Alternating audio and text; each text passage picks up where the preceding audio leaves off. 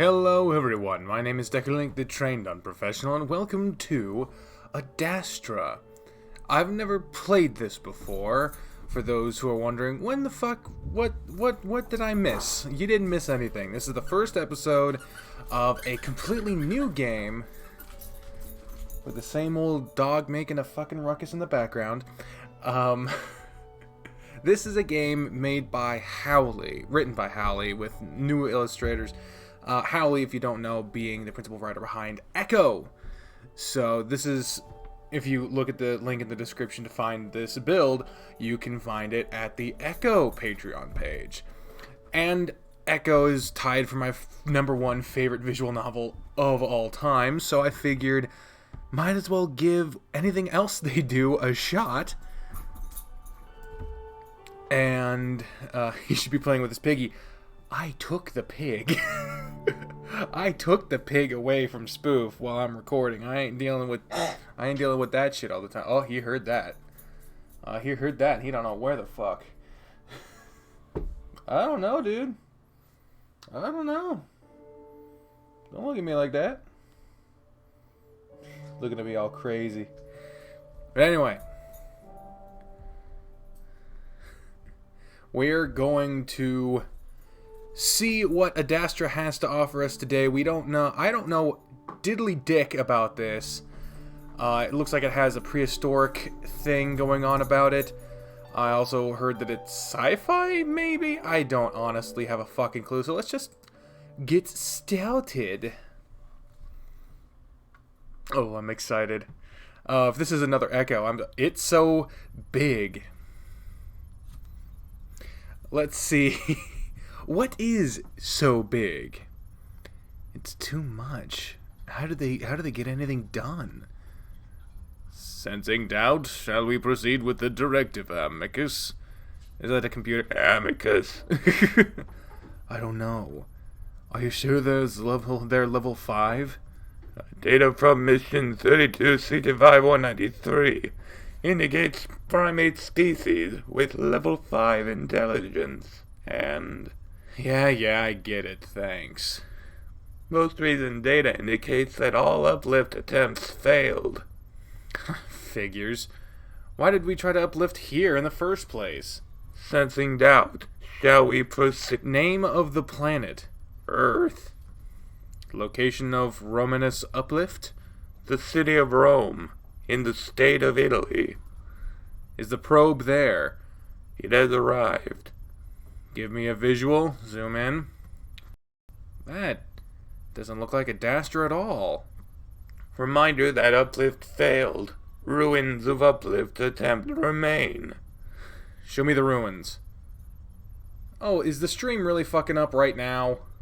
Really? We're not 5 minutes in? You're gonna fuck with me right now? Really? Hold on.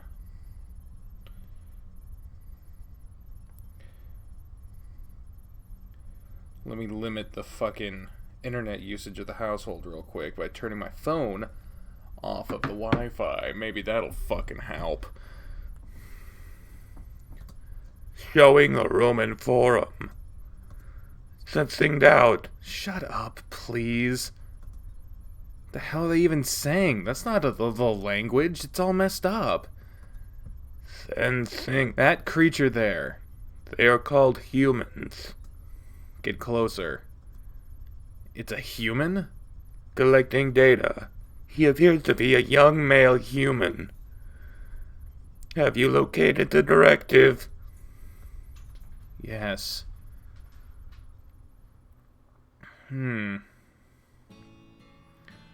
It's hard to believe that I'm actually here. After years of fantasizing about it, I'm in Rome. I've been bouncing around with my friends like an idiot all day. Yeah, I look like a total tourist, but this is what I've been saving up for the past 2 years. A whole semester in Rome with a study abroad program. All the conversations I've had with my parents about what a waste of money it would be evaporates from my brain as I take in the view. We only have a few hours, so we move from Forum to Palatine Hill, and then finally to a nearby disco where I get just a little drunk. Before I know it, it's 2 in the morning, and somehow my friends and I are able to stumble to a taxi that takes us back to our apartments. I walk unsteadily through the darkness, glad that I have the place to myself for now. Apparently, my group was the first to arrive, and my assigned flatmates won't be here for a few days at least. I open the door to my room and move my hand along the wall. I stumble in and sit on my bed, bouncing happily for a moment. I think about going onto the balcony, but I've been walking all day and it feels nice to be sitting down. Plus, it might not be a great idea considering the state I'm in right now. Still, just knowing the magic of the city is just outside my window is gonna make it hard to sleep. I sigh happily and look around my little room. Actually, I'm told that it's kind of big by this city's standards. It's still a little bare since I just moved in today. I basically just dropped my suitcases next to the door before running out again. I glance at them, but decide I'm way too tired right now to unpack. I'll get it tomorrow.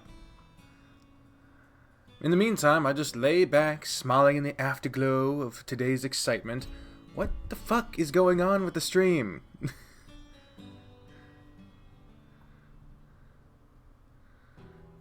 Swear to God. My internet provider deserves a fucking earful for all the bullshit I've been dealing with lately. And tomorrow I'll get to see even more. Damn it, I need to calm down. No way am I gonna have the energy I'll need tomorrow if I'm up all night. I've got the whole semester, and on top of that, school doesn't actually start for another 2 weeks. There's plenty of time. Just relax for now and enjoy it. With that thought in my head, I start to drift off. Something moves. I lay there in the dark, wondering if I dreamed it. I had been dreaming, even though I can't exactly remember what it was about. Something about a portal, maybe? I listen for a while, but there's no other sound. Just the occasional soft whoosh of a car passing by outside my balcony. I shift around a little. The suffocating humidity is making the sheets stick to my skin, and I wonder if maybe there's a fan in the closet?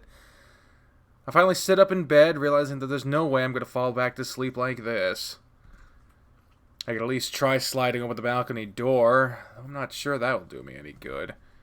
Worth a try, I guess. I groggily slide out of bed and try to slide the glass door open, but it doesn't budge. I struggle for a few more seconds before sighing and moving towards the door to find the light switch. My feet slide along the semi-cool wooden floor, which feels great, while my hands stretch out in front of me, searching for the wall. Right then, I remember I was woken up by noises, and I imagined some intruder standing there in the dark, waiting for me to bump into him. Feeling the hairs stand up at the back of my neck, I quicken my pace and find the wall, fumbling around until I quickly glance around the room, relieved that it is empty. My parents had warned me about the crime rate here. While the city is technically safe in terms of murder, robberies, and muggings, in terms of murder, robberies and muggings are apparently pretty common. I had shrugged it off at the time, but now that I'm alone, I make my way to the balcony looking for the lock before finally seeing that there's a latch near the top of the door. I unhook it and slowly slide the door open. I'm disappointed to find the air wafting from outside is almost as stuffy as the air inside. Still, I take a moment to stare out of the lights of the city for a while. Even though I'm more interested in the ruins, the city itself is undeniably beautiful. Nothing like my hometown. That's when I notice that there's a strange smell in the air, like burning rubber. I stick my head out a bit further, looking around for the source, but I see nothing. Maybe that's normal here? I look back at the clock on the wall, 1 a.m.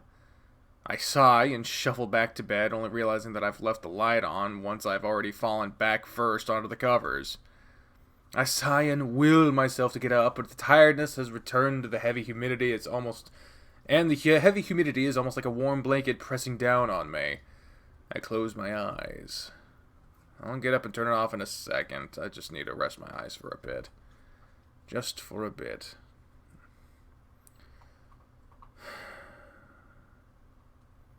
Could really do without these constant interruptions, Wi-Fi.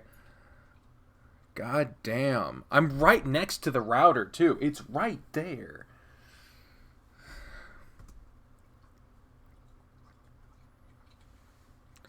Something moves again. And there's another smell in the air. A good smell this time. Something floral. It reminds me of lavender. And that's when something hard and sharp presses into my left eye socket. Oh my Jesus, just above the eye. Doesn't really hurt, but it shocks me awake. Holy tits, who the fuck is this? Who the fuck is this person? It leans over me, something shiny in its grip while it's pulling back from my head. I kick it with both feet, hitting the thing leaning over me in its body. Oedipole. It lets out a surprised grunt, stumbling back and falling on its rear while I scramble back on my bed, pressing myself against the wall. Almost immediately, it scrambles back up, revealing its massive build and masculine shape. He adjusts his cape and smooths back his fur before rubbing at his chest, giving me an odd look. Then he fixes a smile back on his face. Hey! I stare. That's all I can do is stare. He stares back at me for a moment, then clears his throat. Hello! The space above my left eye throbs, and it sounds like I'm hearing two things at once from the same voice. Do you understand? Again, the bizarre twitching in my eye and my brain, hearing two things at once. I feel like I'm going to be sick. The room shifts and swirls a bit, then slowly starts to settle again. The twitching in my head turns to a dull throb. I'm having a nightmare. Do you understand me? I stare at him and he stares back. Come, I don't know if the chip is working. What? Well, he can speak. Can you understand me? When am I going to wake up? Keeps staring at me and automatically I respond to him. Yes? Ha, good. Seems it's finally working now. They take a moment to adjust to the host brain. I struggle to keep up with his words. I'm still hearing what he's saying. It's almost Italian with inflections of rolling R's, but at the same time it's definitely not Italian. Still, I can understand what he's saying, like he's speaking my own language at the same time. It makes it hard to concentrate. What is your name? Oh, yes. Last time we gave a name was Benjamin Harrison. So technically we should do Grover Cleveland again, but we're not doing Grover Cleveland again. It's the same guy, even though he was elected to 2 non-consecutive terms of office. So next would be William McKinley. So we are William? I'm pretty sure we've already done a character named William before. Fuck it. William! My name is William. His expectant look almost forces the answer out of my mouth. William. William. Beautiful. I am Amicus. The confusing double language I was hearing is starting to fade, and now only my own language comes from his mouth. It's odd, the words not quite matching up with his lips. What's even more distracting are the massive canines that continue to flash behind those lips. I need to get the hell out of here. Dream or not, I don't like the look of the teeth or the claws on this thing. Is the lingua having troubles again? I don't respond, instead glancing at the door just to the right of the behind this Amicus. He frowns. Come, you told me they're level 5, I can't even speak with it. Takes me a moment to realize he's not talking to me. I hear a soft chatter coming from the wolf, like he's talking to him from a phone. But I can't see anything. Yeah, well, he kicked me in the chest! Amicus rubs his chest with a frown. More muffled speaking. Of course I didn't. He just up and kicked me. He's looking at me like he has no idea. More muffled speaking interrupts him. Oh, wait, what? Are you serious? Now he looks pissed, and I press myself harder against the wall, trying to work up the courage to make a break for the door. Wait, so you're always offering me opinions on my mood, but you couldn't offer me that? More muffled babbling, but the wolf thing interrupts it with a snarl. Well, what the hell do I do now? His lips are drawn back, and now I have to have a real good view of those canines. I stare wide-eyed at them, and that's when he seems to notice me again.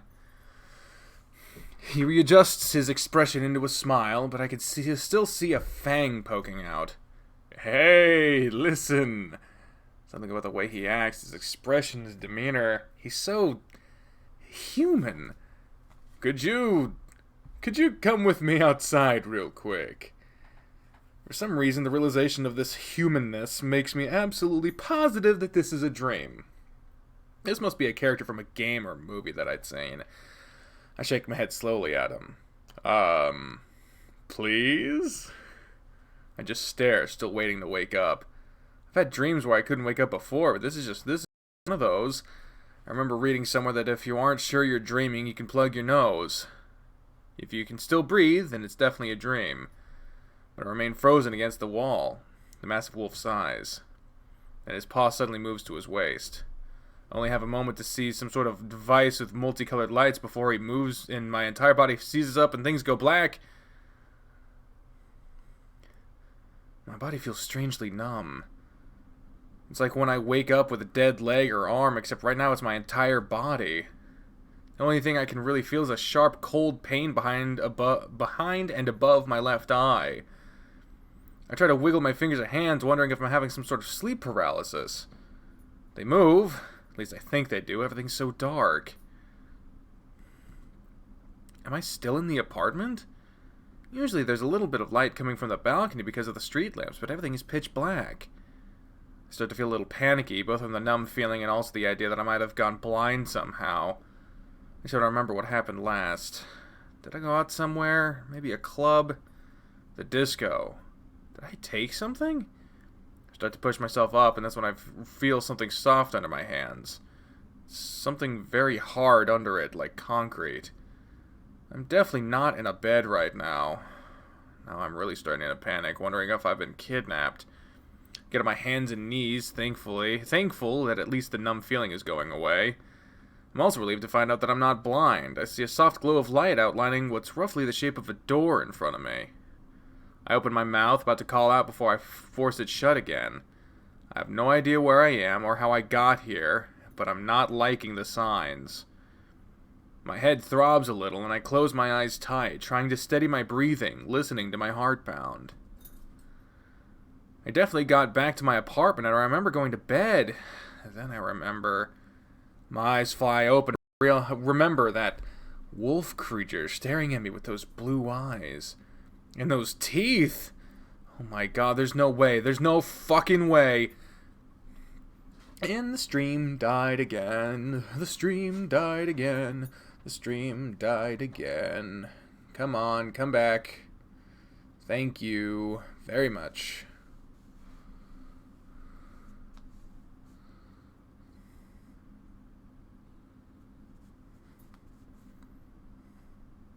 I open my eyes and stare at the soft light, trying to listen. There's a constant hum of some kind, a whirring of a large machine. It's gentle and almost soothing, but it makes me think that I'm in some sort of vehicle. But I don't feel anything, no bumps or turns. I slowly crawl towards the door, listening as hard as I can for voices or movement, anything that might tell me that someone's nearby. As I get closer to the door, I do hear something, a type of beeping and chirping. I stay in that position what feels like a solid 15 minutes, not hearing anything anymore. I think about trying to open the door, but I realize that might not be a great idea. I still don't know if that wolf is real. I know he isn't real. And the stream is down again. Okay, we're good. This game is free.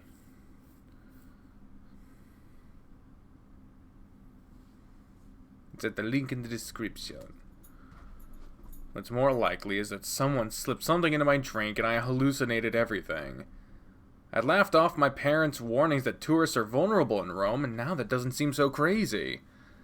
Someone had drugged me, followed me to my apartment, and then kidnapped me. I need something, a weapon, before I try opening the door. I feel like I'm in a closet of some kind, so there's probably something here I can use. Slowly, I get on my knees and start moving forward, waving my hands out in front of me.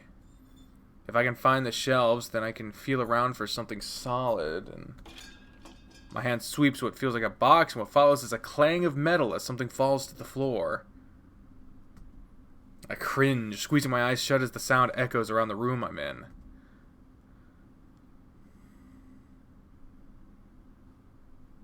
Oh my god.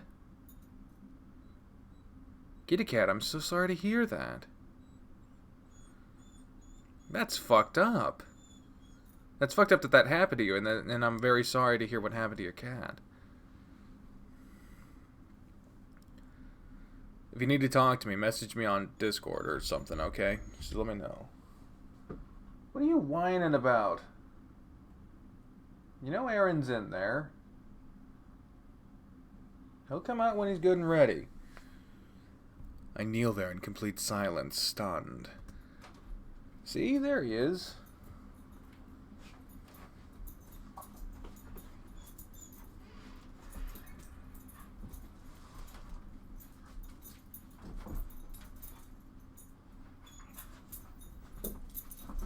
Howdy.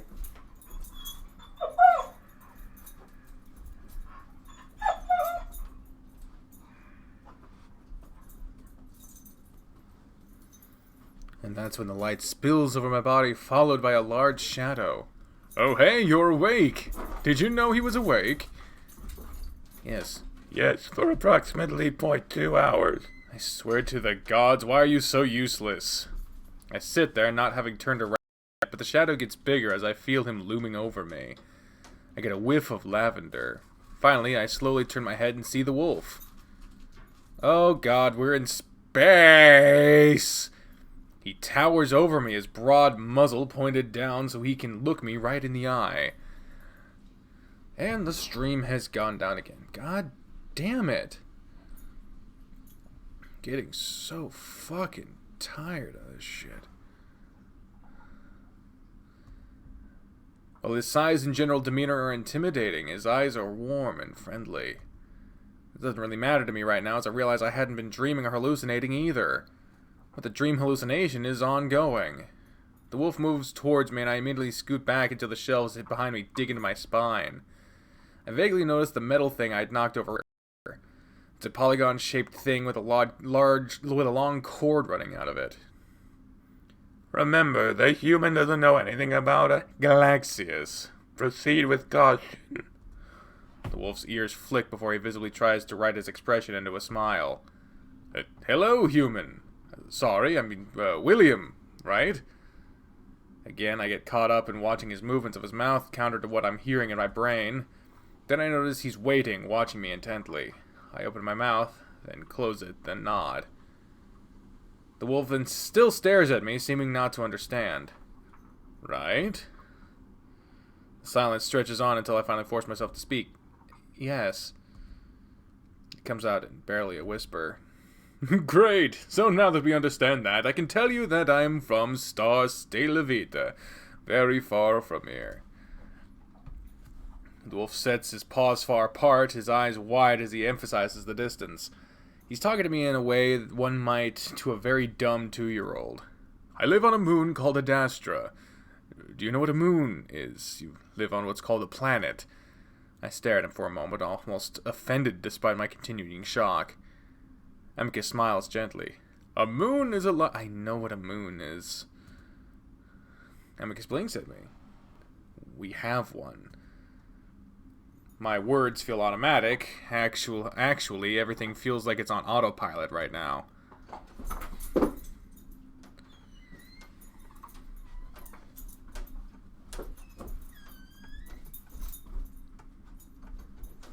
Spoofy, for the love of God.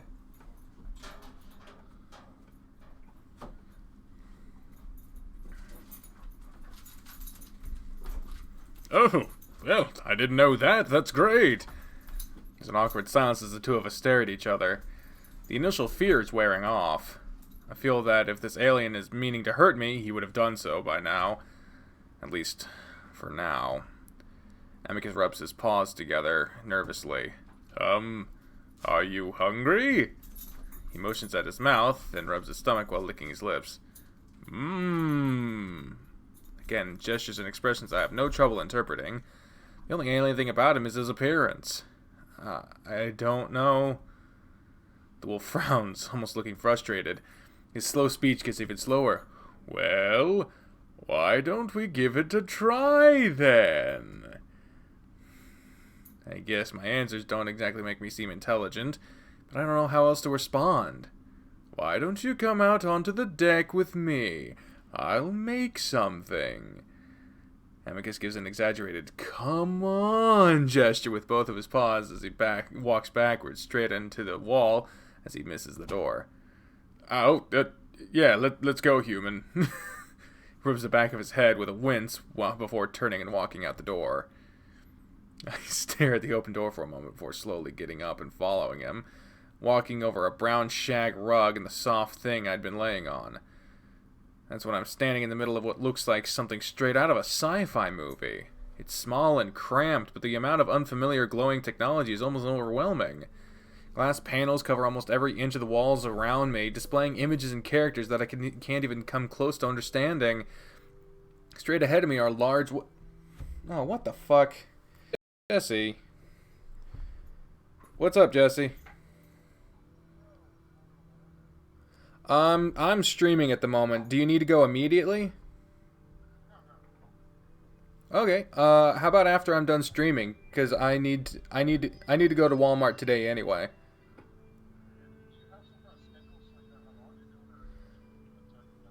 Oh, streaming only usually takes about an hour or so. Alright, I'll let you know when I'm done and then we can head out, okay? Alright, see ya.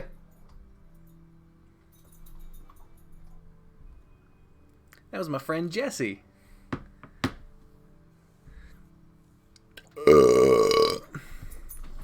We're going to go to Walmart later. Yay! We live right next to each other, so every once in a while we try to share rides by going to Walmart at the same time. And it's a cool opportunity to hang out. Straight ahead of me are large windows looking out into a blackness dotted with specks of light. Specks of light. I'm in a spaceship. Where the hell is he taking me? Amicus is over to my right side, messing with what I can only describe as a large espresso machine growing out of the side of the spaceship. He's holding a cup under his nozzle, ducking down a little to stare at the opening. He notices me looking. Takes a while to warm up. I have to warn you, it's not very good. But it's probably better than most what you eat on your moon planet, I mean. Just as he's talking, a very thick globule of brown sludge shoots out of the nozzle, half of it missing the cup. God damn it. The wolf hastily moves the cup to catch the rest of it while reaching over with his other paw to snatch a rag from a hook on the side of the machine. Sorry, this thing is near broken. Do you want to sit down? He nods his head over to one of the two seats in front of the windows. Just, don't touch any of the bright lights, okay? I make way over in front of the deck, still waiting to wake up. I stand beside the seat, reaching out to touch the soft red bristles of the helmet and the wings on the sides. This only enforces the feeling that I'm hallucinating or dreaming. There's a strange Roman influence to Amicus in the ship, one that's almost cartoonish. Has my obsession with Rome gone too far? I can just imagine myself in some Italian hospital right now, babbling about Roman wolf aliens. Go on and sit. Amicus plants himself heavily in the seat next to mine, holding 2 cups of what looks like brown sludge. He holds one out to me. I take it gingerly before sitting down. Looking into the cup, the food has a consistency of look with half-melted chocolate ice cream. Except it's warm and smells like dirt, like literal mud. I scrunch my nose up at it, which Amicus notices. Yeah, it's not the best. I actually had some good food that I brought along with me, but I ate it all before I got here. The wolf shrugs, then settles excitedly into his seat. So tell me about where you're from. What's life like on Earth?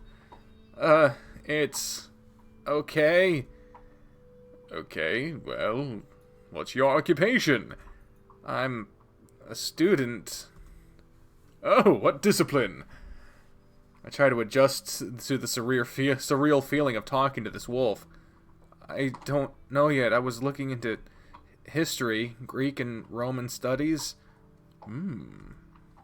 It seems confusing to him for some reason. Do you have an emperor? What's he like?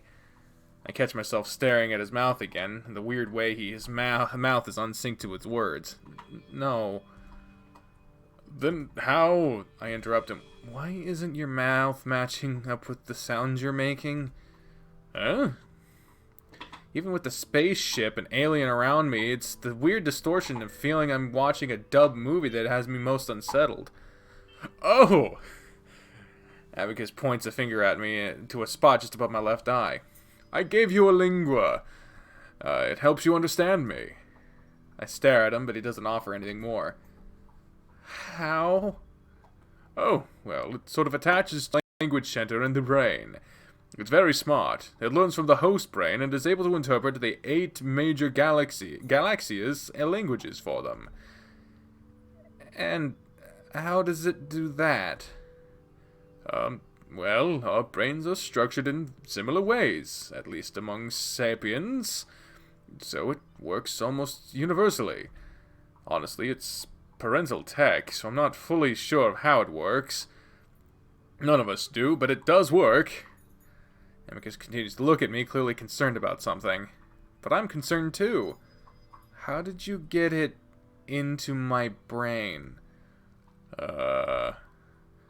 You know, you ask a lot of questions. I stare at him. Well, this is all kinda new to me. Should I not be asking questions? It's fine. I've just never had a child ask me questions, really. Anyway, there's a device that inserts it. I was lucky to find one left over on the ship. Inserts it. I rub the spot between my eye and my eye socket, the skin slightly tender. Does it hurt? That should wear off in a few hours. I stare at Amicus for a few moments, then down at my cup, feeling a bit sick. Staring at the brown mush isn't helping. Need help with that? You can eat it like this. He dips his muzzle down towards his own cup. He slicks out a long, thick pink tongue, pressing it into the sludge before cupping it up and bringing it back into his mouth. He pulls a bit of a face before smiling. Not terrible! Then he looks at me a bit closer. Wait, you do have a tongue, right? I stare back at him for a moment before settling the cup to the side of an armrest. What are you doing? Huh? What is all this? Where are you taking me? At this point, I'm starting to get over the shock. I'm also starting to get annoyed at this alien's complete disregard for basically everything to do with me.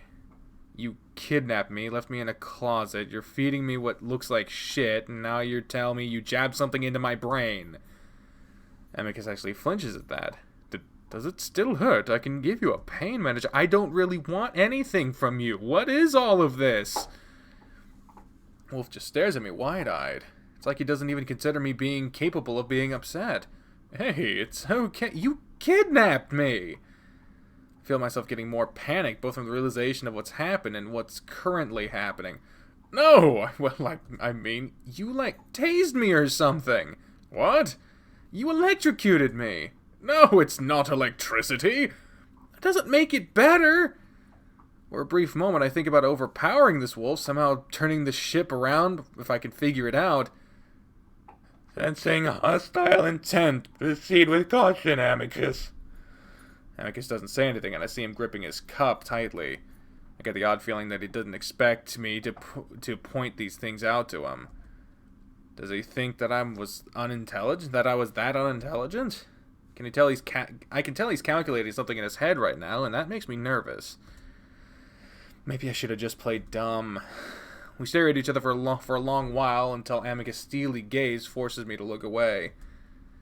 I choose to glance up at the ceiling, deciding to change the subject and give myself some time to just think. What is that thing? Amicus clears his throat. What? That voice. And I look up at the ceiling, in the vague direction where I heard the sound coming from. That thing can apparently sense my hostile intents. Oh! Amicus looks at the ceiling too. That's Computrum, or Com. He's pretty annoying, aren't you, Com? Come on, stream, hang in there. You can do this. You can do this. Thank you, God. This is fucking annoying. I can provide diagnostics on the ship, on the mood and competence of crewmates, on... Thank you, Com. Anyway, he's not actually a sapient. He's a program that can process language and spit out information stored in his database. Amicus pauses. I'm sorry, you probably don't understand what I'm talking about. I think I do. Artificial intelligence, maybe? I reach instinctively for the pocket of my jeans, but I remember that I left my phone on the bedside table. Amicus' eyes widen once again, and again I wonder if I should be keeping my mouth shut. Revealing how much I know seems to be some sort of trigger for him. So have you been in space before? No. I look out the window, staring at the stars. Okay.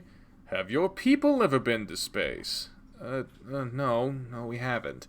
Yes, we have. Is this in the past before the 1960s? Do you know what atoms are? Nuclear energy, maybe. No. You have a phone. That means this isn't before the 1960s. You're a college student. Of course you know about Oh, he's playing dumb. He's playing dumb. Okay. Based on Nexus analysis on Earth, these statements appear to be misleading, Amicus. I glance at the ceiling again, realizing now that I've got a constant spy above me. I look back at Amicus and we stare at each other in silence for a long moment.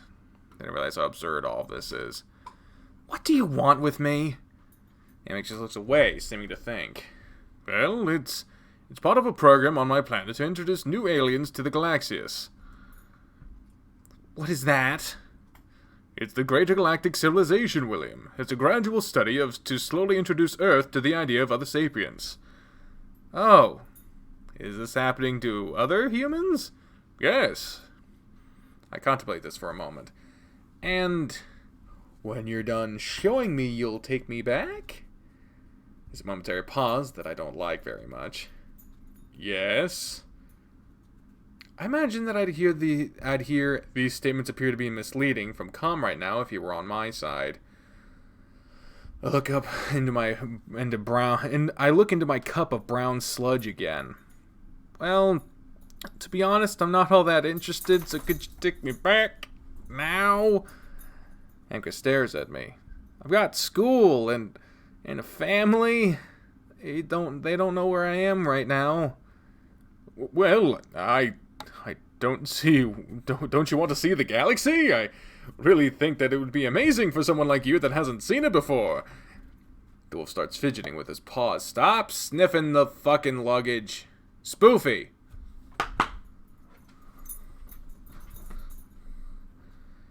The wolf starts fidgeting with his paws, not looking at me, choosing to stare at the windows. He isn't wrong. It would be pretty cool to see the galaxy, but not with someone like him who kidnapped me, taking me somewhere for a reason that he isn't telling me. No, I actually want to go home right now. Amika stares at me for a full 10 seconds before looking away. How about we wait until we get to my home, and then we can discuss it? No, take me back. I feel my heart hammering in my chest as I start to realize this alien is definitely not going to take me back. I stand up, and Amicus flinches and brings his paws up to his chest as if I'm going to attack him. We stay like that for a moment. I'm breathing hard, staring down at the wolf, while Amicus stares back up at me, wide-eyed. Finally, Amicus lets out a big sigh, looking back at the window. Okay, I'm going to take you back. I'm sorry. I watch him for a moment, looking for signs of sincerity, but he still won't look at me. Really? Yes. But it's complicated. We're on a trajectory for Adastra. It'll take some time for us to turn around. I keep watching him, not sure what to do. I feel like he's lying, but if he is, there's nothing we can really do about it. I'm stuck here with him, probably millions of miles from Earth, with no way of knowing how to get back. So I just stand there, arms folded tightly against my chest, staring out the window too. That's when I see a star, brighter than all the others, almost too bright to look at. Is that the sun? The what? Is that my star, my planet's star? Amicus squints in the direction I'm looking in. Oh yeah, that's your star. Can't remember the name we have for it. It's a bunch of numbers. How far away are we? Not far. We could get back there in no time. Amika stands up next to me, seeming to stretch. So, are we going back? Yeah, just gotta do it in a way that doesn't waste too much energy. I still have to get back to Adastra after all. I stare in the direction of the sun again, my gaze slightly averted from the piercing dot. How long has it been since I was kidnapped? I wonder if my friends have alerted the school or even the authorities. How am I going to explain this? There's a movement to my right, and just as I'm turning to look, something cold presses into the side of my neck.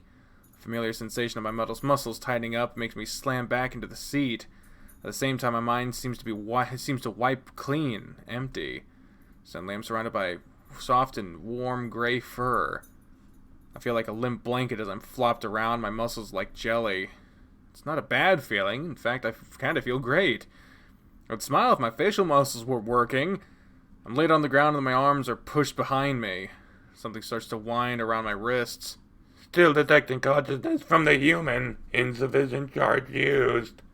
I used it on the lowest setting. I think I hit him with too much last time. Looks like he's mostly out anyway, though. I hear ragged breathing in my ears. My arms are jerked around.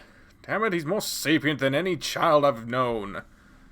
Sensing distress. Would you like a stress tablet, Amicus? Maybe even as intelligent as a wolf. Well, almost. I try to open my eyes, but my eyelids are too heavy to lift. My brain isn't really working either. I can't seem to focus. Padded footsteps move around my head. So I hear what sounds like an alarm, followed by something I can't really explain. My mind startles as that deep voice starts up again. What do I do now? I've messed this up about as badly as I could have. Solutions come. Solutions? Consider returning the human back to Earth. If no evidence is left behind, it is unlikely his statements to be believed. Too late for that, since I just activated the stretch drive. Yes, that was inadvisable. Yeah, well, I don't know how advanced his species is. If he was being misleading, then that means they're spacefaring. They don't have patrols in their star system. I wanted to get out as soon as possible. You know you could have offered the solution before I did that.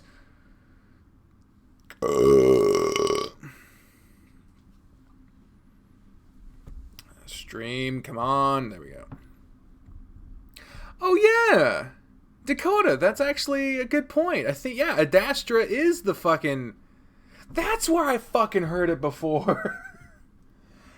Those clever fucks. Oh, that's amazing. You've set me to minimal interruptions. Next solution. Consider termination of the human and incineration of the remains through the radiation of the stench drive. Edible, no. Next solution. Consider taking the human to Adastra and use them as your pet as you originally planned. From there you may pass him off as less sapient. It is unlikely you will be questioned. I don't know. He already despises me after what I just did. Amicus. The voice is so hard. Alternative solutions point to a higher likelihood that the monitors will be alerted to your actions. Proceed with caution.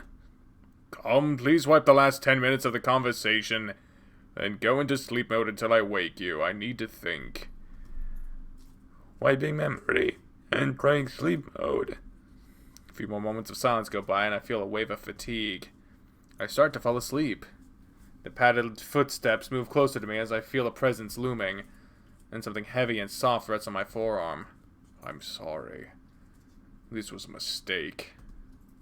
Then I'm dragged for a short while before I come to rest on something shaggy and soft. Then silence. Then sleep.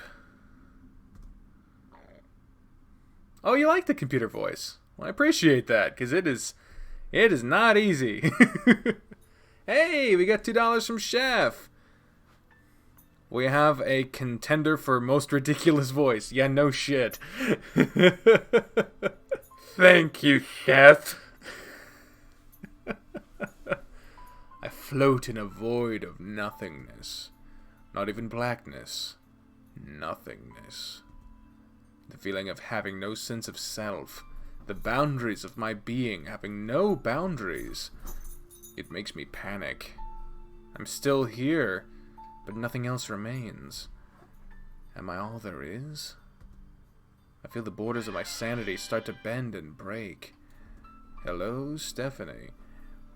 It only lasts a moment before something massive and all-encompassing grabs a hold of me. Instantly, I'm comforted, calmed by a sense of complete security. All is as it should be. I crack my eyes and open to a gray ceiling, the familiar hum of the ship in my ears. My back aches as I feel my hands bunched up underneath me, making me arch uncomfortably. The numbness isn't there like last time. You didn't think anything could top Zaki's smooth lady man voice? Oh my god. Instead, it just feels like I woke up from a deep sleep. I can tell I'm back in the utility closet laying on the shag rug, but the door is open, allowing me to actually see. Slowly, I turn my head just a bit, and I'm able to vaguely make out the small deck that I'd just been in. I see Amicus in the far right, with his paws resting on the counter, with the food dispenser looking down at the panel. He's got his back to me at an angle, one foot crossed behind the other, his tail swishing back and forth while he mumbles to himself.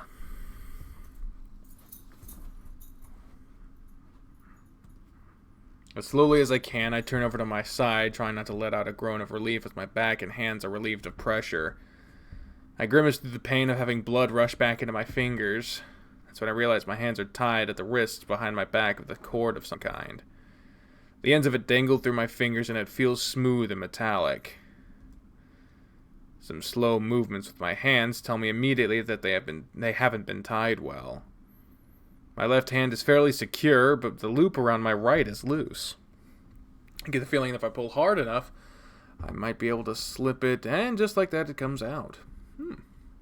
My shoulder jerks when I do it, and I freeze, waiting to see if Amicus might notice. He goes on staring down at the panel, leaning forward to rest his chin on a fist. Cassius is probably going to figure out right away, I know it. Amicus sighs and hunches over further. I let out the breath I'm holding as quietly as I can before I start looking around, moving my head as little as possible. On the shelves are a variety of different objects that I can't identify. They all have a heavy industrial look to them, and I know that I could use any of them as a weapon.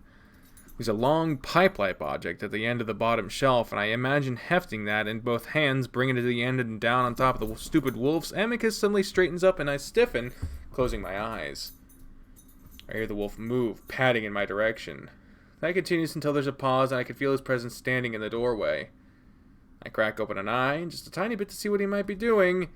I get the vague image of him standing over me, looking down. Hello? The human? William? I don't move as I breathe as evenly as I can. Hello? He must know I'm awake. I can feel myself shaking from all the tension. Damn it. Amicus mumbles to himself and he turns away, moving back towards the deck. That's when I realize that this must be the best chance to make my move. He's not going to take me back. He's knocked me out twice, and that's reason enough to do what I'm about to do. As quietly as I can, I roll over and reach out for the metal pipe. By some miracle, I manage to not clang it against the metal rack it's on. Quietly, I bring it up in both hands as I stand. It's heavy, a lot heavier than I expected, but I can manage it. I focus on the retreating wolf's back and move at a half run, my bare feet allowing me to quietly pad towards him. Despite that, I see his ears come up at the last second, his body starting to shift in a way that tells me he's about to turn around, and I swing. What happens next is something I can't explain. I aim for his head, wanting to cause as much damage as possible, not really thinking about the consequences of what might happen if I seriously injure or even kill him. But for some inexplicable reason, the trajectory of my swing suddenly dips down as if caused by some invisible magnet, making me miss Amicus's head. The strange force doesn't lessen the power of my swing, though, and it carries through and lands with a hard, meaty thump onto the side of the wolf's thick neck. Ah! Amicus cringes, both paws moving to cover the back and side of his neck, dropping into a crouch. He looks back at me, his eyes wide and wild, an expression that sends a shot of fear into my body. I suddenly see him as a wild animal, a wild, scared, and very angry animal. I raise the pipe again over my head to bring it down on the head I just missed, but Amicus is fast. He leaps up from a crouch in an upward-forward motion straight into my chest. I wheeze, but manage to stay on my feet as the wolf carries me backward and slammed against the wall of the deck. Amicus snarls into my face, teeth bared, one eye wincing shut. I struggle, but there's no way. He handles me like a rag doll, like a toy. This must be how someone feels during a wild animal attack, completely helpless, suddenly wondering why evolution left us so damned defenseless. What the hell are you doing? Ugh! Amicus yells at me as he lets go of one of my wrists to put a paw to his neck, cringing as he does. Fuck! So they know swear words. I struggle with my freed hand grabbing Amicus's face and trying to gouge his eyes and nose. The wolf immediately lets go of his neck and grabs the pipe. He wrenches it away, and I try to hold on and nearly get lifted off my feet. He swings it one way, then violently in the other direction, throwing me to the floor of the deck as I lose my grip on my weapon. Amicus advances on me as I lay flat on my back, staring up at him, wide-eyed, realizing how big of a mistake I've made, thinking I could even handle a 7-foot-tall, muscle-bound wolf. I wonder if he's going to come at me with a pipe, but he throws it to the side. He starts to lean over me, still snarling. You little prick! This time I'm going to bind you up to your shoulders. How does that sound? He grabs up one of my arms, trying to pull me up, but I go limp. Get up! Otherwise I'm going to make you! He grabs my other arm. That's when I notice his wide stance over me and a particular bulge between his legs. I hardly think about it, drawing 1 foot back as I launch it as hard as I can into his crotch. I feel a distinctively soft form get flattened under my foot as it gets trapped between the force of my kick and the substantial weight of Amicus's body. If there was any doubt in my mind that this male alien would be affected by any differently compared to a male human, his reaction quashed it. Amicus freezes, eyes wide, hunching over me even further while his thighs snap together, trapping my foot. We both stay frozen for an awkward length of time as I stare at what I've just done. And that's when I see the device hanging on his waistband, the one that he'd been using to knock me out. I struggle to pull my foot free as the surprisingly tight embrace of his thighs, while at the same time pulling my hands out of his now limp grasp. I reach for his waist, grabbing the device. Amicus, probably distracted by the unexpected nut shot, doesn't seem to notice, and I finally yank my foot free. As I stumble to my feet, the alien half-heartedly grabs at me, and I struggle against his paws before reaching over his red cape and pulling it over his head.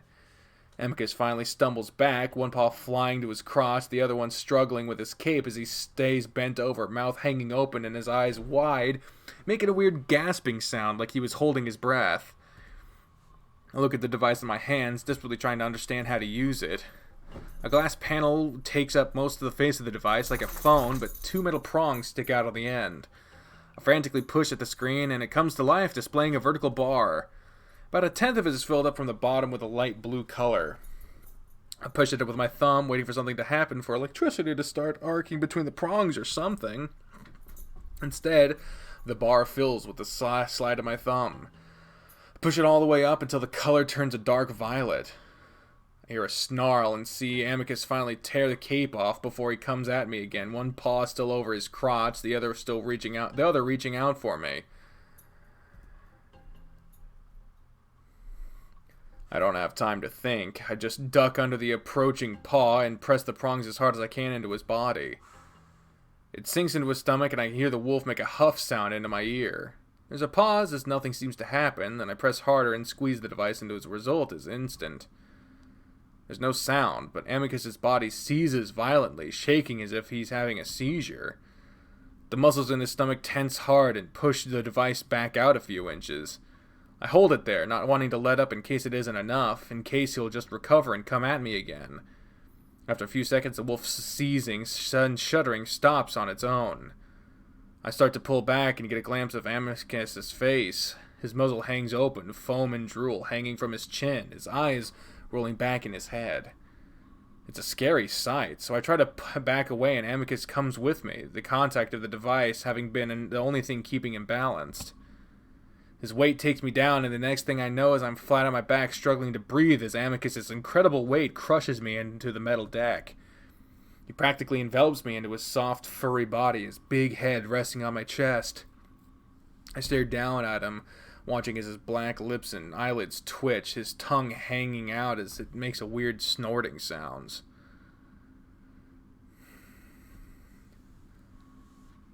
I gasp and strain as I spend the next minute working myself out from under him, grimacing at the foamy drool smears on my chest.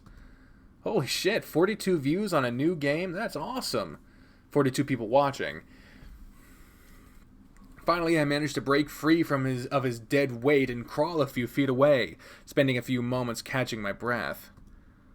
I look back at his still twitching form, his rump stuck slightly up in the air. I wonder how long I have before he wakes up. There's a long, shiny, thin cord around my left wrist as I start to work at the knot. It's a strange material, smooth and metallic, yet it bends as easily as rope.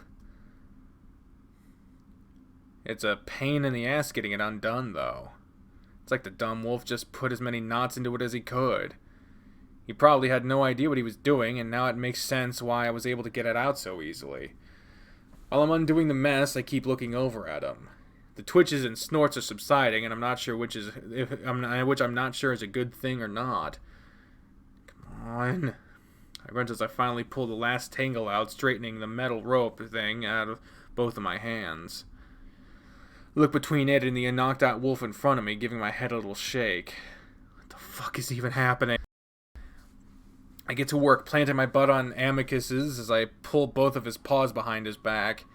I have some difficulty keeping my balance as I lift his heavy arms and still start winding the rope around his wrists. I'm not exactly an... Oh my god, the fucking stream. The fucking stream. Okay. I'm not exactly an expert at tying hands behind backs either, but I feel far more confident in my work than Amicus ever should have on his own. I guess his carelessness makes some sort of sense considering I'm a tiny human and he's a giant canine. He probably thought he'd just be able to toss me back into the closet if I got free. I look over my satisfied with how neat and tight the binding is. I shift and almost slide off the wolf's ass, forcing me to put my hands back and steady myself on his thighs.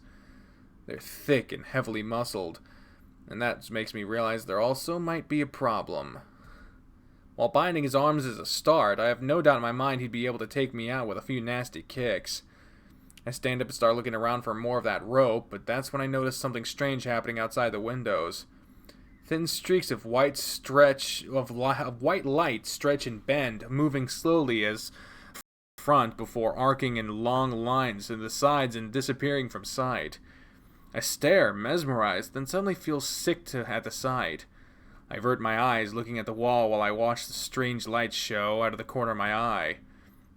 Are those stars? Are we in some sort of wormhole, or what is it called, hyperspace? I start to get the feeling that I'm very, very far from Earth now, which makes me feel even more sick.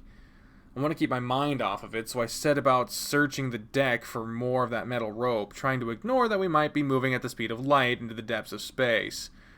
I don't have much luck. Most everything in the ship is flush to its surface with very few moving parts. Holy shit, it's 51 now.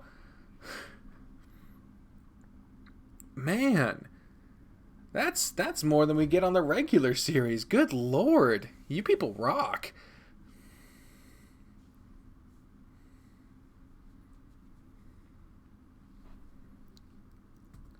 I end up going back to the utility closet, and that's when I see the metal polygon with a long cord sticking out of it, the one I'd knocked off the shelf earlier. I lean over and pull at it, deciding that it should hold, even if it's more plasticky and not metal. 5 minutes later, and I have his legs bound together. I search around for the taser for another minute before finding it pinned between Amicus's chest and the deck.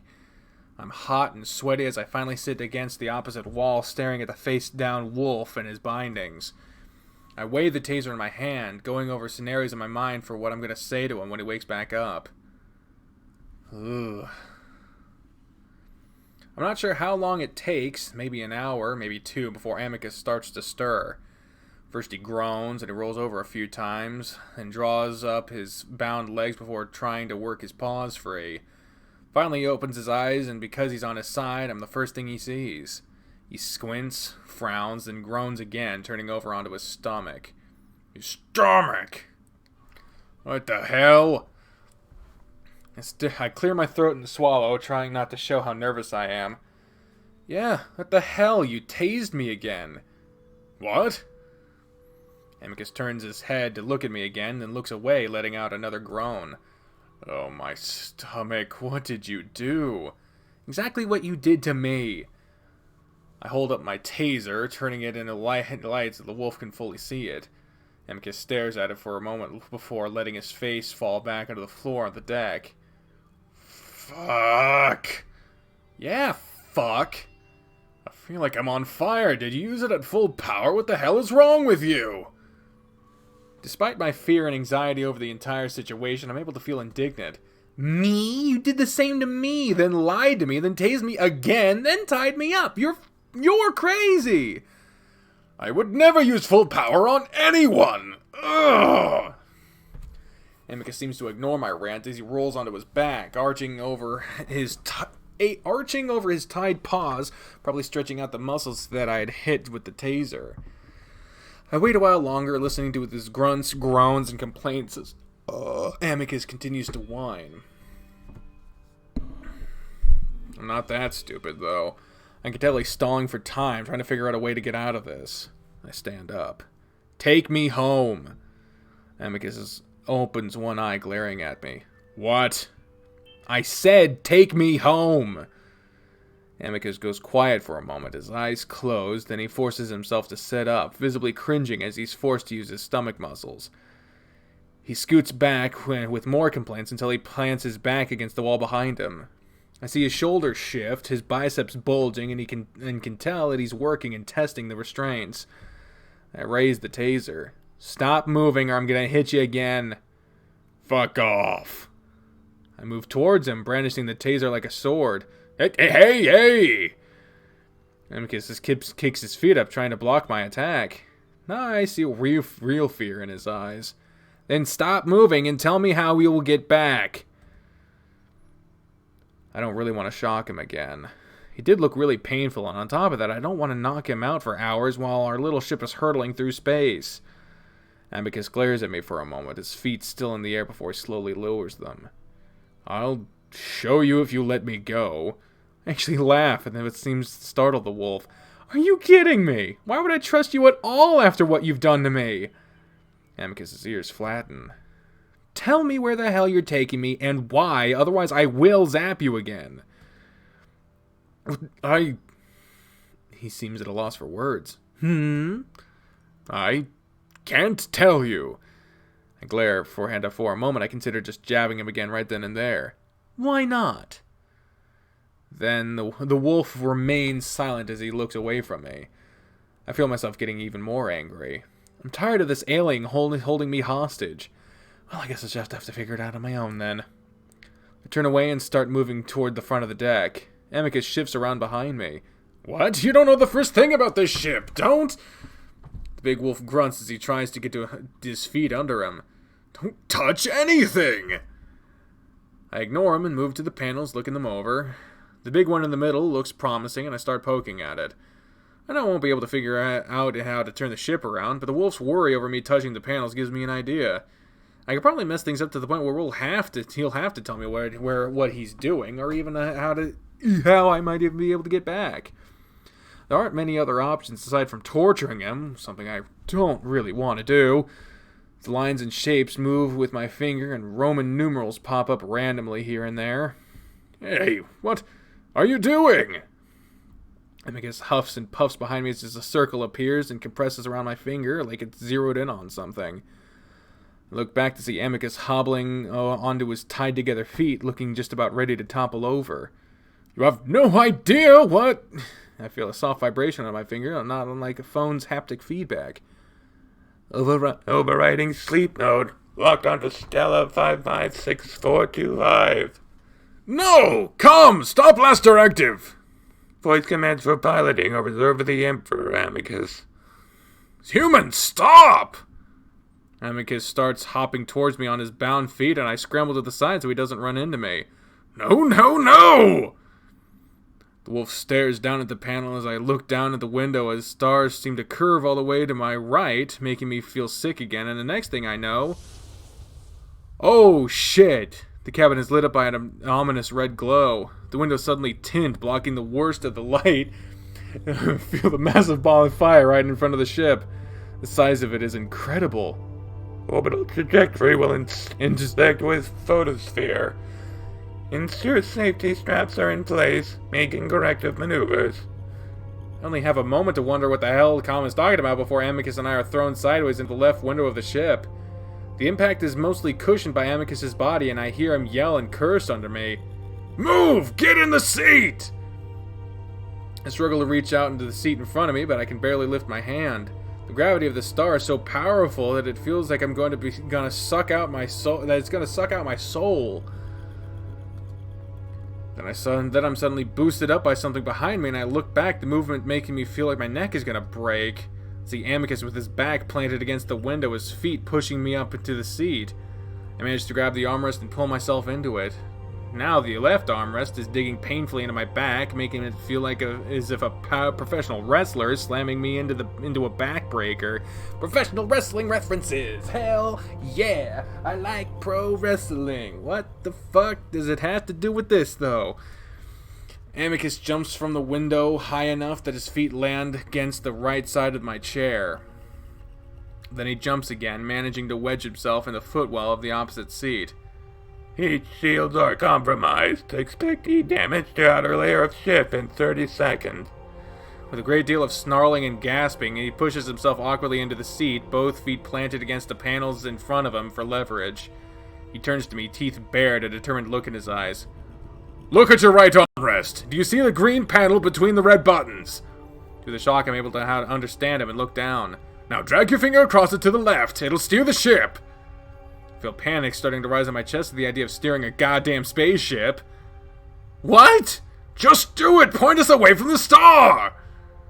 I do as I'm told, sliding my thumb gingerly over the green panel, and slowly the ship turns, pointing away from the star, shifting the incredible force of gravity until it's pulling us back into our seats. Now see the lever between us. Yeah? Pull it down! Now reaching my hand out is almost impossible as it gets pulled back towards the star behind us. Gritting my teeth, I lean forward as hard as I can, practically throwing myself forward and grabbing onto the lever. Then gravity does the rest of the work, and the lever comes down hard. I lose my grip and I get thrown back into my seat. There's that alarm sound again, and the increases twofold as the moment it feels that... And for a moment, it feels like my entire body is being crushed into a pancake. And then the burning orange light is gone, and the deck goes black. Running diagnostics. Amicus. Yes, Com. Damage to the ship is severe. Recovery mode is required. Enter recovery mode. Stand by.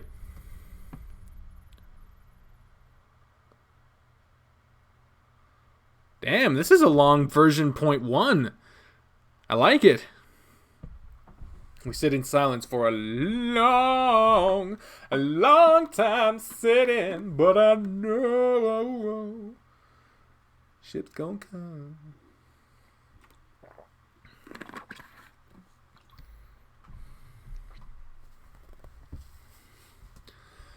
I sit against the seat with both feet drawn up into my chest, feeling numb and shaky. I also feel stupid, embarrassed, and kinda guilty. On one hand, I nearly just got us both killed. But on the other hand, this crazy alien almost killed me by bringing me here in the first place. At least it feels that way. I still don't know what his ultimate plan is with me. I wonder for the 100th time if I'm gonna wake up.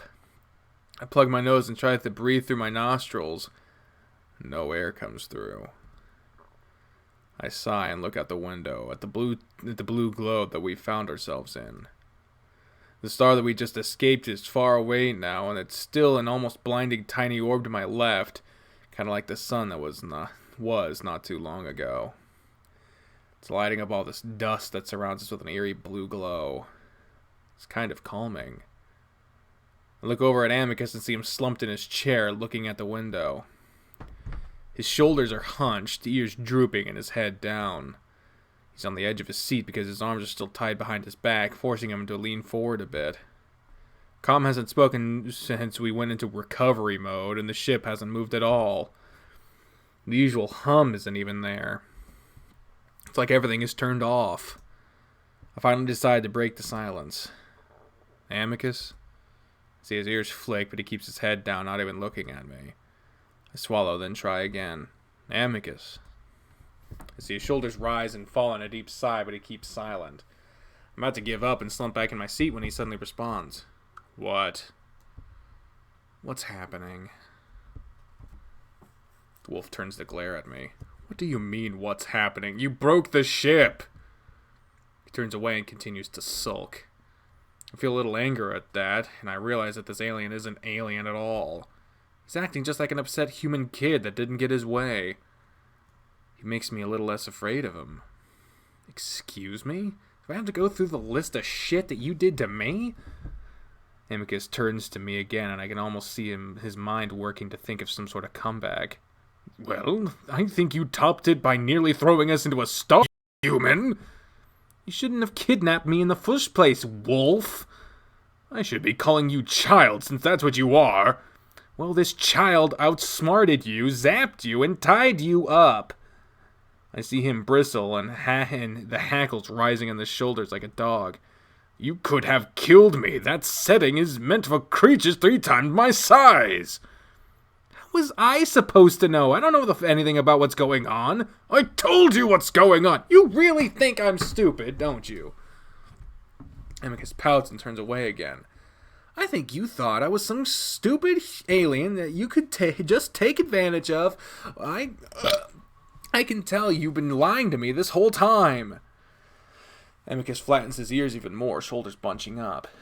Is that what you and your people do? Kidnapping and lying to everyone you meet? Now his hackles really raise up and he turns on me fast. I try not to lean back. Despite the similarities, he's still a wolf, and those teeth are terrifying. I do not lie! The wolf's righteous indignation seems to deflate. The situation is too complicated for you to understand. I glare at him. Who's tied up again? Amicus doesn't take the bait this time and remains slumped.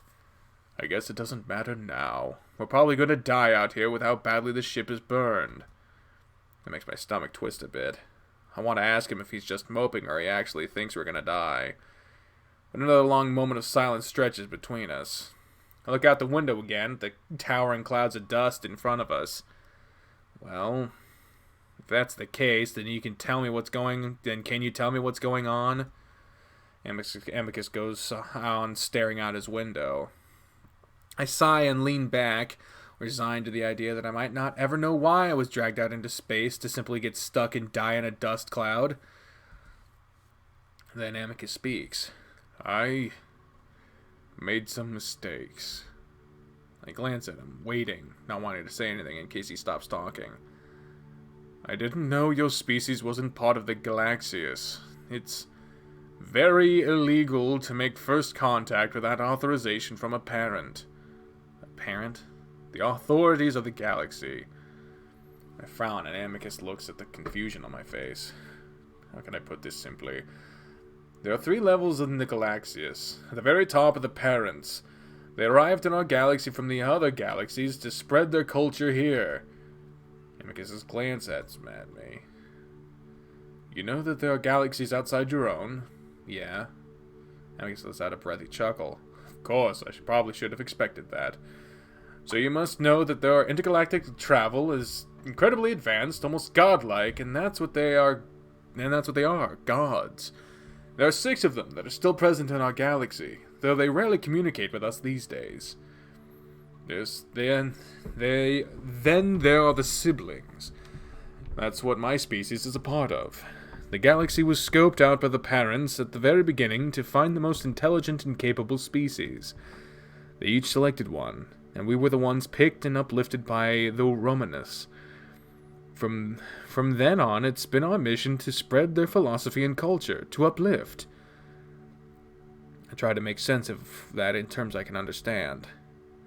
So you spread their culture for them. They're like your god, and your species are like missionaries. Amicus shrugs. Yeah, sort of like that. Doesn't sound so great, especially when I compare it to things that have happened on Earth. Mass galactic assimilation. So, why are they doing this?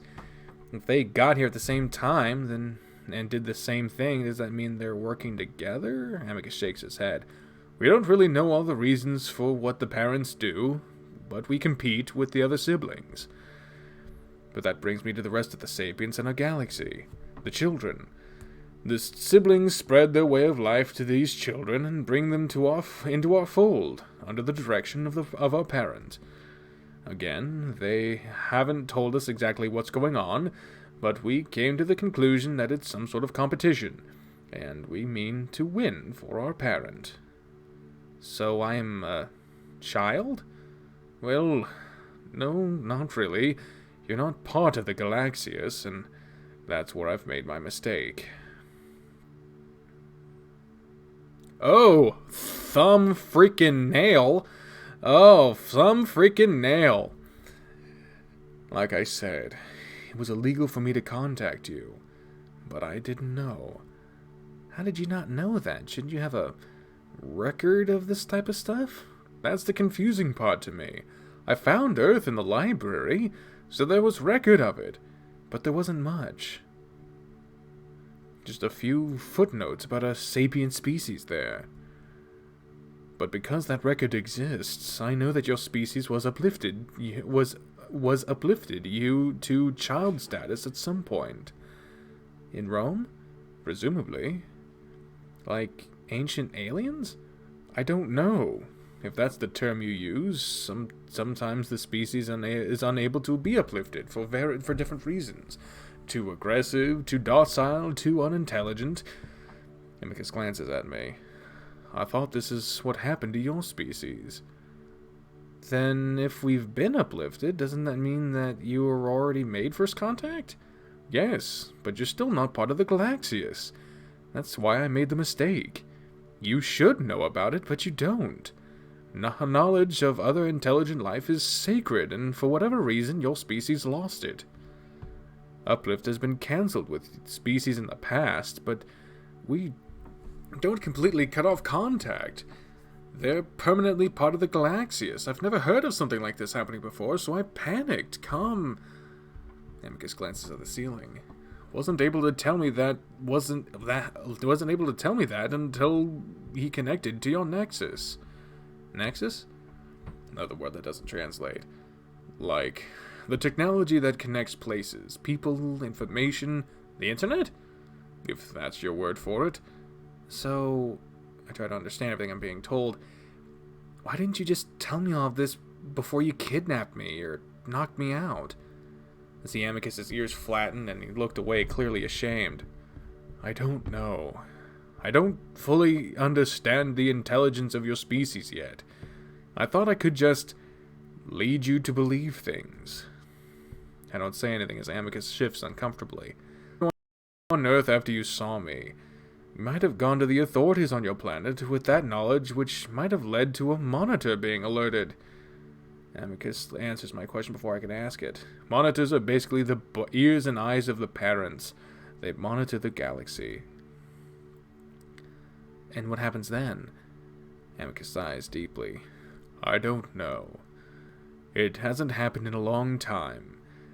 And I don't think anyone has ever broken this law. It's one of the most important laws we're supposed to follow. Knowing I'd broken it...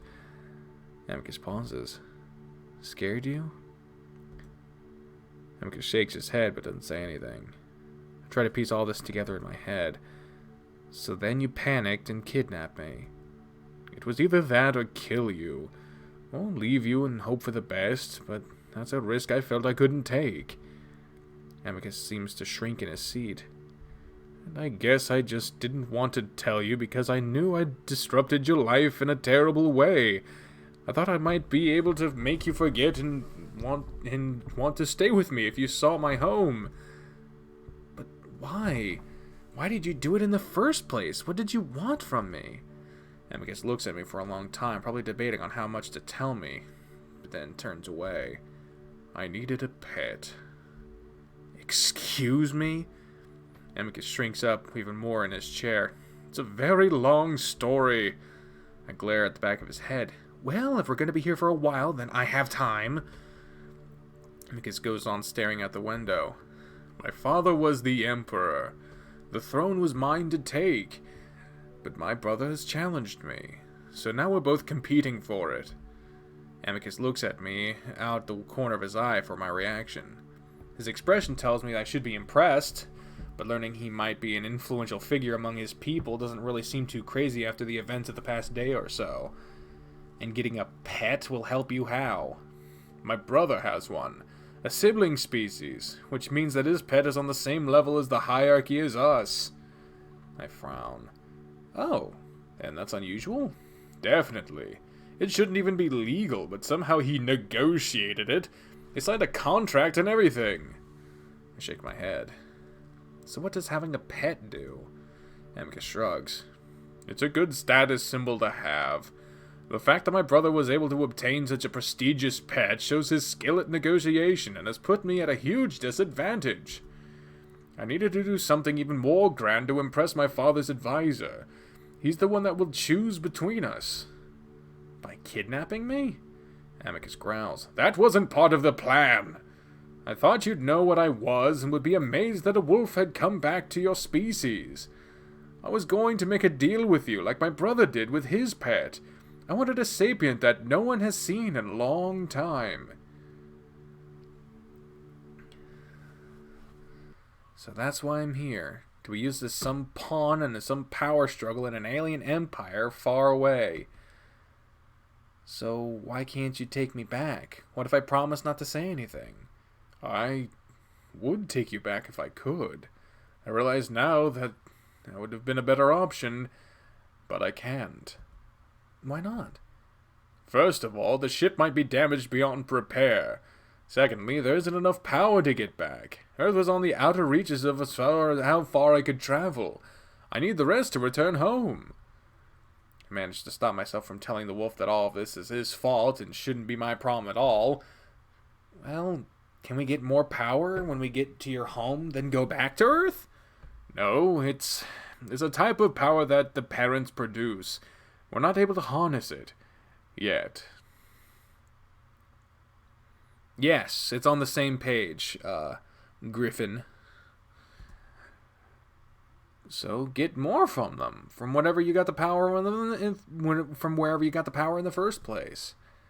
Amicus leans his head against his headrest. Our parent authorizes and distributes it, then takes it back when we're not on campaigns. We aren't on any right now. I feel myself growing more and more frustrated. Then how the hell are you using it now? A moment of silence goes by. This was my father's ship. Only the Emperor has consistent access to the technology. I borrowed it to get to you. I glare at him. You mean stole it? You know, you're pretty dishonest for someone who says they never lie.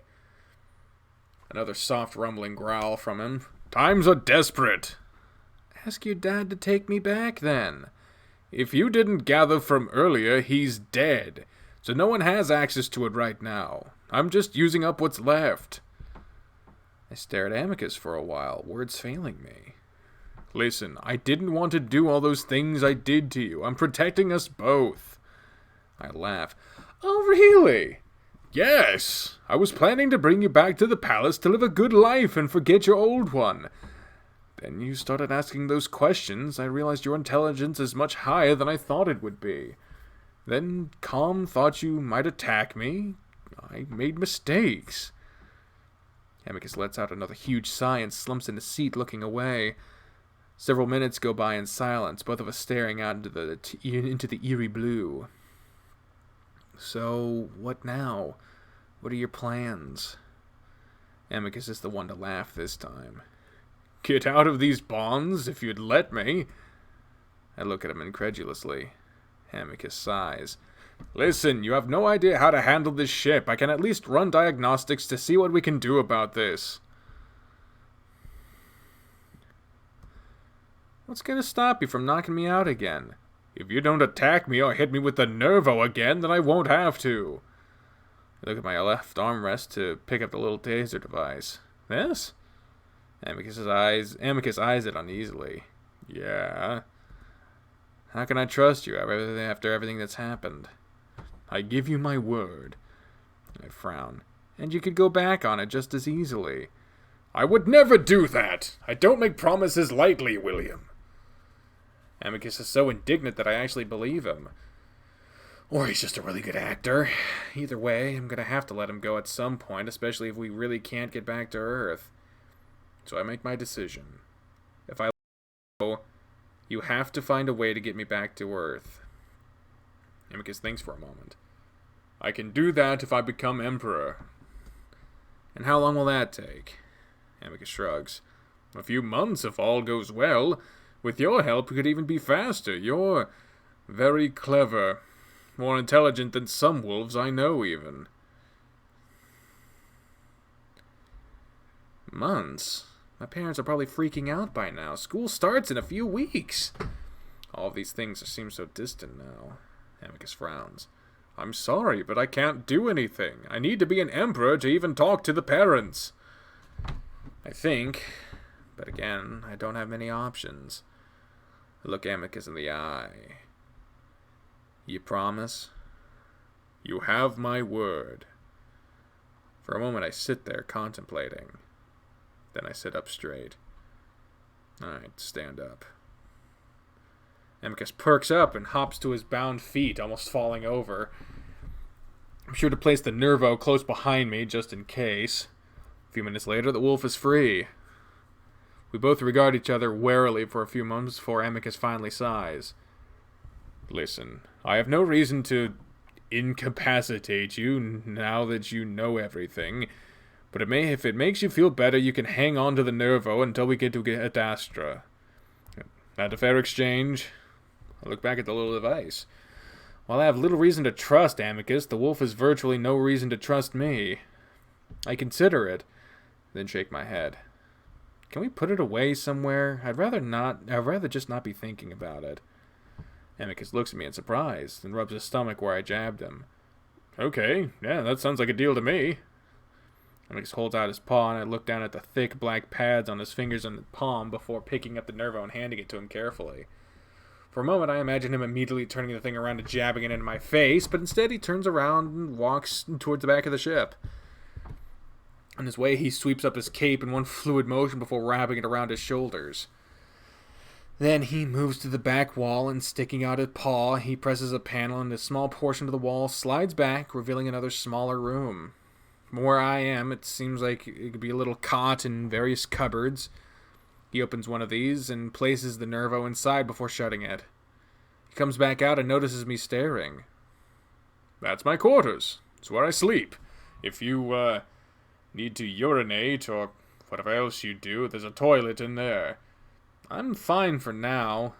I feel my stomach gurgle, something that it's been doing for a while now. I am a little hungry, though. Amicus raises a brow. You want to try it again? Sure. Hey, Spoofy, calm down. Go home, buddy. Go home. Spoofy, go home.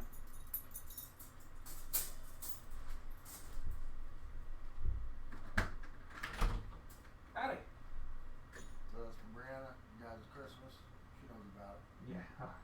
Thank you very much. You bet. No problem. We'll see you. Merry Christmas. Yeah, Merry Christmas to you. See ya. See ya.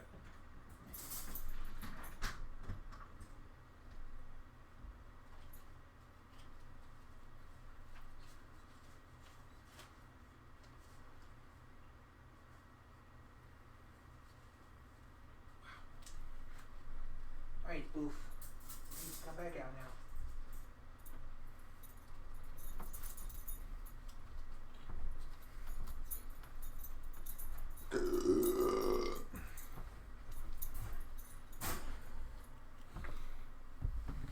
Alright, sorry about that.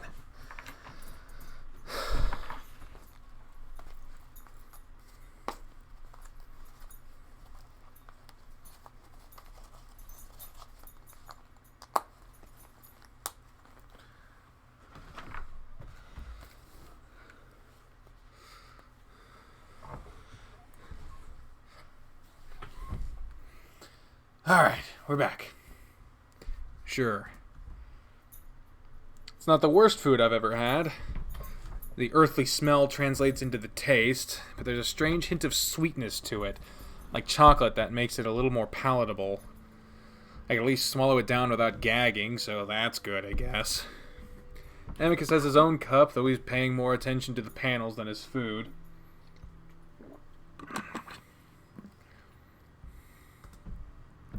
I may have been exaggerating a bit earlier. Damage appears to be minimal. We're actually lucky that you didn't lock onto something worse like a pit. A pit? Amicus shrugs, waving his hand in the air as if brushing my question aside. A very strong gravitational singularity that sucks up everything around it. Oh, like a black hole. Black hole. Like its gravity is so powerful that not even light can escape, making it a black hole. Amicus looks at me in surprise. Oh, you know what it is? What that is? Oh, guess I should stop being surprised, honestly. You humans really are something. You've basically uplifted yourselves. I shrug. We touched on it in an Anatomy 101 class. I don't know much about them. But the fact that your species found out about them in the first place. Anyway. Amicus presses a button before suddenly the hum of the ship comes back to life. Systems back online. And? Amicus pulls the lever and suddenly the blue disappears from the windows are filled with warping stars again. I immediately look away, feeling the chocolate mud start to work its way up my throat. We're actually almost to Adastra when you took control. Should be there fairly soon. What is this? I wave my hand to the window, not looking. The bending light? It's the stretch drive. Basically, space is being shortened ahead of us. Amicus puts a paw close together in front of himself and stretches out behind us. Amicus stretches his paws out wide. I don't really know how it works. Only the parents can build this kind of tech, and the only way I could get to Earth, or anywhere outside of a star system, really. They even figured out a way to make time stand still around us when we travel. Otherwise, way too much time would have passed back home. I'm starting to get a picture of how powerful these parents actually are, being capable of warping space and time to their will. So, how much more time? Arriving at Stella Vita. And just like that, the stars become still again. Amicus grins. Welcome to Adastra, William. I look out the window to see a large green and blue sphere shimmer below me. Slightly to its left is a much larger, chalky gray globe. Amicus points to the smaller of the two. That specifically is Adastra. The planet to the left is Anchorus. There aren't many people there aside from miners. I know you live on a planet, so Adastra might seem a bit small to you. I press a hand to the window and notice that it's ice cold. Looks pretty big from here. Amicus leans over the console and starts touching at the screen. Re-entry sequence engaged.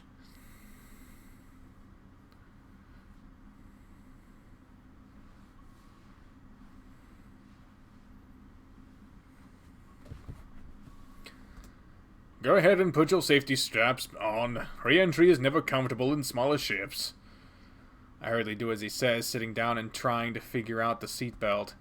Eventually, Amicus has to come over and help, showing me how to strap and feeds into a slot. This automatically pulls the strap tightly across my waist and chest. As Amicus gets into his own seat, we start to curve around to the darker side of Adastra. Every now and then, there's a bit of downward tug on my stomach. Stomach! Sort of like when the passenger jet I was in was landing in Rome. I'd imagine that things would rattle around along with a bunch of fire and heat like in a Hollywood movie. Instead, there's only rumbling the sound that accompanies the gentle vibration through the seat.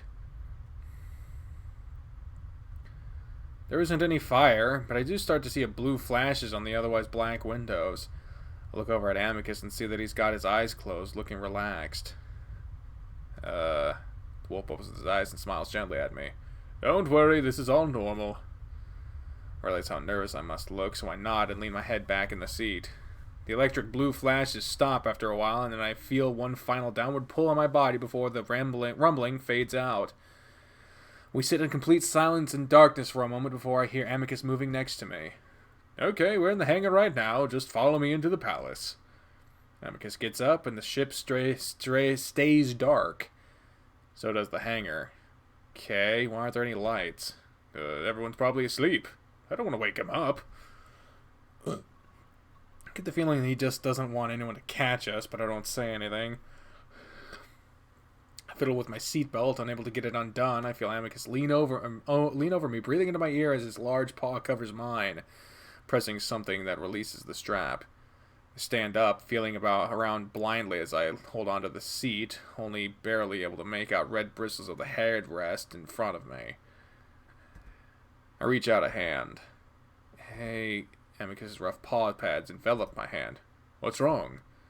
I can't see anything. Oh, can you not see in low light? Amicus starts pulling me along before I hear a soft beep and a whooshing sound. Not really. Another sound catches my attention. Crickets. You have crickets here too? At the same time, I'm hit by a wall of humid warmth, almost like walking into a sauna. Amicus puts a paw against my chest. Wait a second. Then I hear a soft thud followed by a grunt. Hello? Lean down. My eyes have adjusted a bit to the dark, and I'm barely able to make out what I think are paws reaching up towards me. I crouch down, and Amicus grabs me under the arms before pulling me clumsily off the deck of the ship. My face mashes up against his furry chest before I'm set down on my feet. Alright, so we're just going to go straight to my room. Try not to make too much noise. I start to nod, but Amicus is already pulling me along. The humidity presses down on me like a physical force, and I start to worry that I might actually have trouble surviving on this moon. It's really hot. Things will cool off once we're inside. I can hear him panting heavily as we move through the hangar. I still can't see much, just angular shapes in the darkness, but I can finally see some light ahead along with some cool, cold air. We turn a corner and I have to blink against how bright it suddenly becomes. Ah. I look around at the pillars and marble floor, the bright lights above me, and what looks like a garden complete with statues extending out to archways. At least I know Amicus wasn't lying about living in a palace. What do you think? Wow. I mean, it looks really cool, really expensive. I don't know if the last part was such a great compliment, but Amicus seems happy. Thanks. It's going to be your home for a while, so I'm glad you like it. Amicus adjusts his cape, fanning it out a little. This is only a small portion of the palace, of course. I'll show you around later, but for now I want to go to my room and dry out a little. I must look like a mess right now. The humidity doesn't do my fur any favors. I can tell Amicus is genuinely embarrassed, even if he's trying to joke, so I put my hand up to my hair. I have a little less to worry about, but I'm sure my hair is pretty crazy right now. True, that patch of fur really is something, though. The wolf reaches out and touches my hair, rubbing it between the pads of his fingers. We've made physical contact several times over the last day, but this is the first time that it really feels friendly. We stand there for a moment, just long enough for things to get awkward. Amicus pulls his hand back suddenly as if realizing what he's doing. Oh, he saved us from having to think of something to say, as we both hear footsteps coming from the hall of our right. Shit! What? Hide and be quiet! Amicus whispers loudly at me and suddenly pushes me hard back the way we came. I stumble before scrambling around the corner. The footsteps get louder as I stand up and press my back against the wall, listening. Amicus! I jump, the person almost shouting Amicus's name. Cassius? Amicus's deeper voice responds, sounding cool and collected. Where the hell have you been? The voice is higher pitched and a little more articulate than Amicus's. I start to look around the corner, then hesitate. Then I do it anyway, wanting to see who this person is. Luckily, Amicus has moved further down the room, so I'm slightly behind this Cassius guy. Oh, Jesus. I see a white wolf, quite a bit smaller compared to Amicus, but no less intimidating. Maybe even more so. I can tell by his demeanor that he's probably not a fun person to be around. Out hunting! Is something wrong? Hunting? For 2 days? Is that a joke? Was it that long? Yes, you were supposed to make a speech in Lux yesterday. How many times did we remind you of it? Cassius suddenly takes a deep breath. And the stream goes to shit. That's back. Really, Amicus, you seem to expect everyone to cover up your mistakes. I can't comprehend how you could have forgotten. I lost track of time. That's not an excuse. How do you expect to become emperor if you act this way? Amicus growls. Don't even pretend, Cass. You're probably happy I missed it. That's ridiculous, Amicus. I only want what's best for the Empire. Amicus opens his mouth and shuts it suddenly. No, I'm not doing this tonight. I'm tired and I want to go to bed. Cassius quietly regards Amicus for a moment, then shakes his head. Well, Virginia went in your stead, so you have her to thank when she returns. She's better at that sort of thing anyway. The point was to show Lux that the next possible emperor stands in solidarity with them. Sending your sister is not a good look. Well, walking around in undergarments doesn't look good either. You think that's how an emperor should behave? No one's awake, Amicus. Don't be such a pop. I'm just saying you look really small without your armor. Now that's not a good look for an emperor. Excuse me? What? I only want what's best for the Empire, and a little runt like you definitely isn't. They stare at each other for a long time, though I have no idea what's going on. I can almost see the electricity arcing between them. Finally, Cassius turns on his heel and stalks away, tail swishing furiously. Good night, Amicus. Amicus stands there for a moment, still puffed out a little before he finally deflates. Damn it. I stand quietly around the corner, waiting for Amicus to call me back. When he doesn't, I whisper at him. Amicus. His ears perk up, and he turns to me. Hey, come on. We should go before anyone else decides to show up. Okay.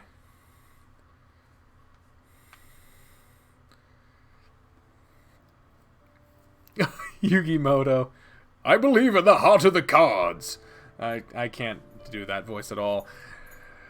I can tell by the way the wolf walks, his ears slightly down, his tail almost dragging, that he's not in a good mood. You alright? Yeah, I'm fine. My brother just knows how to irritate me. I shouldn't have said that to him. We quietly walk through the marble halls, the echoing of our footsteps the only sound. Is he not supposed to see me? I just need to think of the right way to introduce you. Now isn't the best time. Is he the one that challenged you to the throne? Amicus is quiet for a moment before heaving a huge sigh. Yes, and he's really starting to turn my life upside down because of it. Sometimes I think he just sees this all as a game. We come to a stop at what looks like a door. It's completely smooth, though, made of what also looks like marble. Amicus doesn't make a move to open it. And you know, he never seemed concerned for me on my duties until after he made his challenge. That's what bothers me the most, knowing that it's all an act. I guess you're really not close with him, then? Not since we were children, no. A disturbing thought suddenly hits me. Well, you know, in Earth's ancient Rome, the place where you guys uplifted, people would kill each other over the throne, like a lot. Does that happen here? Amicus frowns. I suppose it's happened in the past, but that was a long time ago. Besides, Cassius would never do something like that. Amicus sticks out his paw and presses it to a black square on the wall. The door slides open without a sound. The rush of cool air comes from the room, and Amicus lets out a happy sigh as he steps inside. Ah, that's much better. My dad's advisor keeps the climate way too hot in the rest of the palace. I follow the wolf inside and look around. Aside from a few quirks, the room looks like it could have come straight out of a luxury hotel on Earth. Amicus sits heavily on the bed, making it squeak. He starts to strip off his clothing. Oh, God. Just in case I'm gonna fucking get the mouse over the... Oops. Toilet and bath are in there. He nods and ahead at another door across from the bed, this one with a handle. Then he jabs a thumb back at a large curtain. That's the balcony if you want to get some air, though I don't know why you would in this weather. Then he points at the couch. And that can be where you sleep, if it's alright with you. I've known other aliens to prefer the floor, though. Couch is fine. I walk over to the red sofa, sizing it up. It's more than big enough. As I pick up the little black pillow and notice it's covered in fur, I inconspicuously pick some of it off before a light blanket smacks into the back of my head. There you go. Is that all okay? Yeah, this is good. I hope the blanket will be enough to keep off the cold that seems to be wafting down from the ceiling. Good. Like I said earlier, I'll show you the rest of the palace tomorrow. We'll get some real food, too. Amicus sprawls back on the bed, not bothering to drop any blankets, his eyes closed. Stream, come on. Come on, Stream, come back to me. Come back. Come back to me, Stream. Stream. There we go. Amicus sprawls back on the bed, not bothering, I already said that. I actually want real food now. I don't say anything, instead lay down. The sofa's a bit harder than I had expected. Good support, I guess. As I'm settling in, I think Amicus has finally fallen asleep, but that's when he speaks again. And thanks, William. I don't know what he's thanking me for not killing him on the ship, for agreeing to help him become emperor, for the way I took his shitty sofa and flimsy blanket without complaint. I'm not sure, so all I say is, sure. Then I hear the wolf snoring softly as the lights suddenly dim down until they're off. I lay there for a while, though I'm not sure for how long. In fact, time seems to have lost all meaning since I was abducted. Amicus's brother said it had been 2 days, but didn't Amicus say that time freezes when he's traveling in the stretch drive? Had we really spent that much time idling around? I need to stop thinking about everything that doesn't make sense, because that's basically everything. I just need to help this wolf so I can get the hell back home. And to pick apart everything that I've been through since I've been through all I want. For now, I just need to help things move along as smoothly as possible. With that thought in my head, and with the soft sounds of Amicus's gentle snoring, I'm lulled into a light and troubled sleep.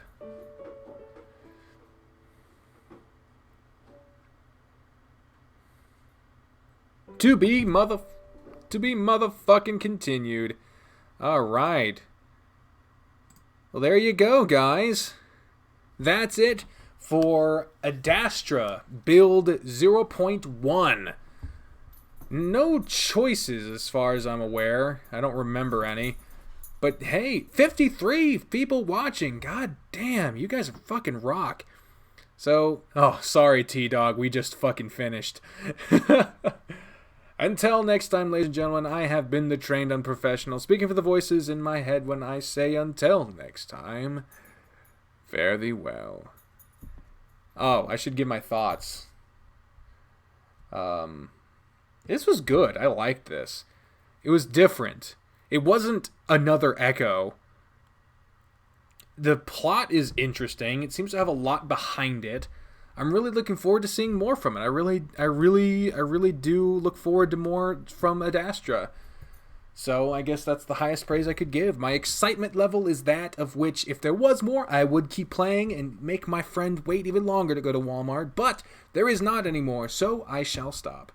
But until next time, yada yada, fare thee well. Bye, everyone.